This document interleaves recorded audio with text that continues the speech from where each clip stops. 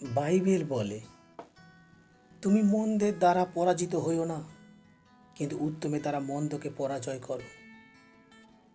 প্রত্যেকটা বিশ্বাসী সন্তানের জীবনে এ বচন অত্যন্ত গুরুত্বপূর্ণ।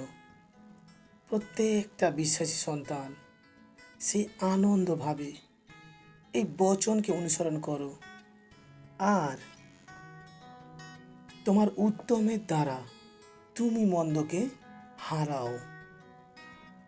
তুমি মন্দের কাছে হেরে যেও না, কারণ তুমি পরমেশ্বরের মনোনীত লোক।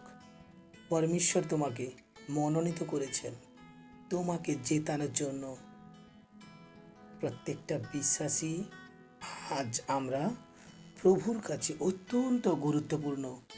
আজ আমাদের জীবনে প্রভু সর্বক্ষণ থাকতে চান।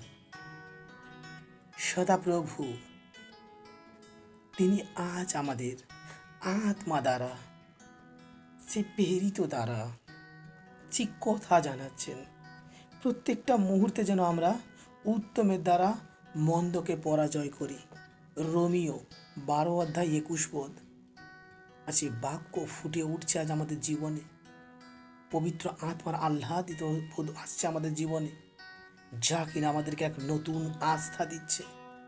যদি আমি অন্তর আত্মা দিয়ে পরমেশ্বরের সঙ্গে থাকি, আর প্রত্যেকটা মুহূর্তে আমার জিতার সম্ভাবনা,